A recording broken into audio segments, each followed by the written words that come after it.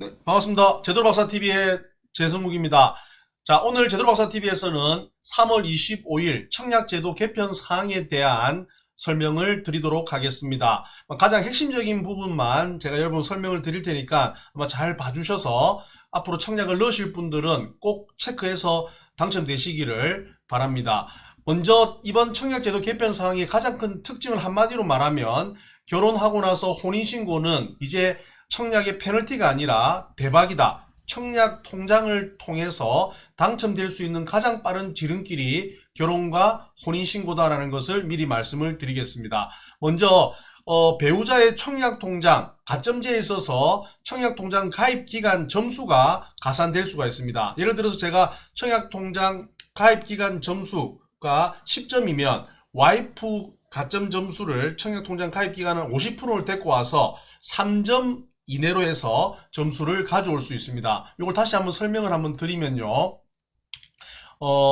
배우자 통장 가입기간 점수, 예를 들어서 배우자 청약통장 가입기간이 1년 미만이다. 이라면 1점, 1년에서 2년 미만이다. 2점, 2년 이상이다. 3점을 가져올 수 있습니다. 즉 배우자 청약통장 가입기간의 50%를 내 점수로 가져올 수 있는데 3점까지 제가 받아오면 제 가점에다가 와이프 가점까지 합쳐가지고 총 가점제 점수를 매기기 때문에 좀 유리해졌다 이래 볼 수가 있고, 가점이 만약에 동일하다라고 보면 똑같이 50점 나왔다라고 하면 예전에는 무작위 추첨을 했는데 이제는 청약통장 가입기간이 긴 사람을 우선하여 추첨을 하게 됩니다. 그러면 결론적으로 청약통장은 이제는 빨리 만드는 게 좋고 오래 보유하는 것이 유리해졌다라고 볼 수가 있습니다. 자, 그리고 미성년자 가입 인정 범위가 확대됐다는 게 또 특징인데요.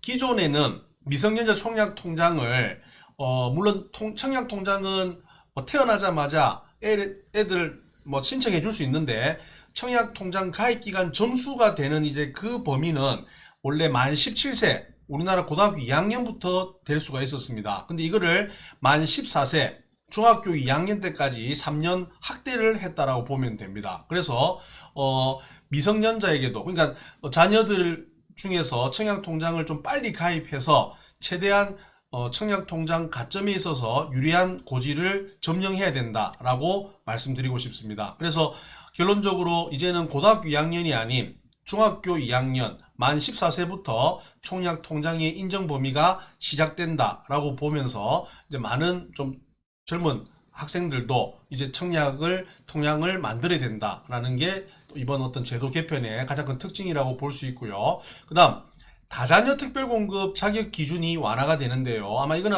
여러분들 이번 개편 사항을 통해서 아마 많이 나오던 내용이기 때문에 가장 잘 아실 거라 생각하는데, 가장 특징적인 게 원래 3자녀 이상 가구가 다자녀 특별공급을 넣을 수가 있는데 이제는 2자녀 자녀가 2명이더라도 다자녀 특별공급을 넣을 수가 있습니다. 길에 5명 이상이 40점, 4명 35점, 3명이 30점인데 이게 전부 한 명씩 다 줄어들어가지고 4명 이상 40점, 3명 35점, 2명도 이제 넣을 수 있겠죠. 25점. 물론 좀 점수는 좀 낮지만 그래도 특별공급을 넣을 수가 있다라고 보면 되겠습니다. 자, 특별공급이 왜 중요하냐면 청약을 넣을 때 우리가 당첨되는 방법이 특별공급으로 당첨될 수 있고, 그 다음 두 번째가 1순위 청약을 넣을 수 있거든요. 그럼 1순위 청약은 안에 보면 가점제와 추첨제로 나눠지는데, 그럼 특별공급을 넣을 수 있는 사람은 당연히 1순위 청약도 넣을 수 있고, 1순위 청약을 넣으면 가점제 또 추첨제도 또 들어가기 때문에 그만큼 특별공급을 넣는 사람은 그만큼 더 확률이 높게 된다. 그러면 기존에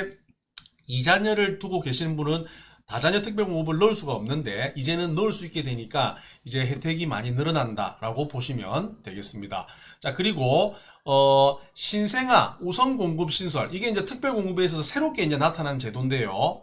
자, 신혼부부 특별공급이 전체 특별공급의 20%를 차지하고요. 생애 최초가 이제 10%를 차지하는데 그 20%, 10% 중에서 이제 신생아 우선 공급이라는 부분을 요 1, 2번 빨간색 부분을 이제 더 추가가 넣었다 이래 보시면 됩니다. 그럼 나머지는 좀 줄어들겠지만 신생아가 되는 관계 되시는 분들은 신생아 우선 공급을 통해 가지고 15%, 5% 이렇게 나눠진다고 보면 됩니다. 우선이냐 일반이냐에 따라 일반이냐는 소득에 따라서 그 전체 가구수 소득에 따라서 좀 달라진다는 거 이렇게 참고하시면 될 것 같고요.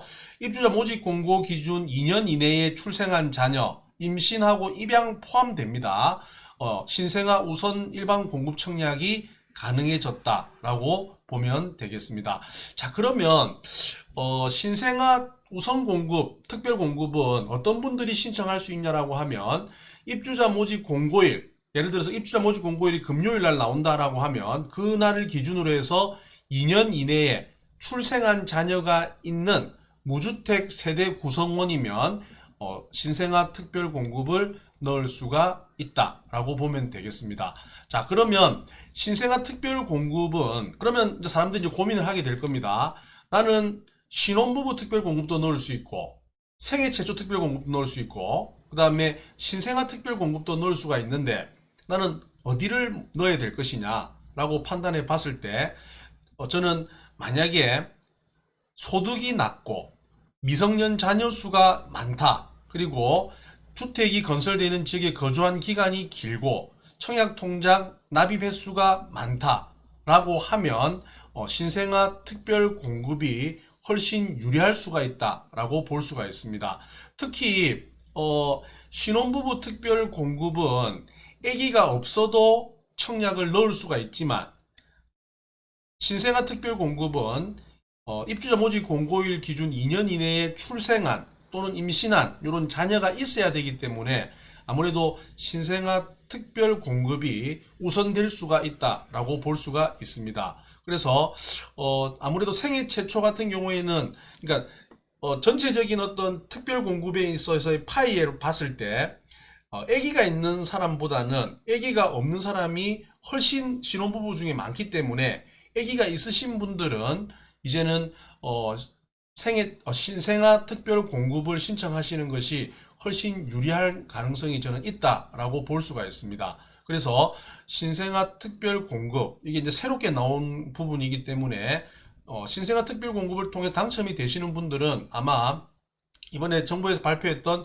신생아 특례 보금자리론 통해 가지고 금리가 소득에 따라서 금리가 1에서 3%까지 이렇게 대출을 또 통해서 또 아파트 분양권 또 잔금도 또 대체할 수 있기 때문에 아마 여러 가지로 이제 애를 놓는 사람들은 청약에 있어서도 또 대출에 있어서도 굉장한 혜택을 아마 가질 것이다 라는 것이 이번 어떤 청약 제도 개편의 가장 핵심적인 내용이다 라고 볼 수 있습니다. 아마 그동안 청약 통장 무용론이다, 청약 통장을 가지고 있어봤자 아무 의미가 없다, 불리하다 이래가지고 제 주변에도 결혼을 하고 나서 혼인신고를 하지 않는 분들도 굉장히 많거든요. 근데 이번 청약 통장 개편을 통해서 이제는 혼인신고가 청약 당첨의 지름길이고 가장 빨리 당첨될 수 있는 조건이 되었다는 것을 제대로박사TV에서 설명드리고 싶습니다.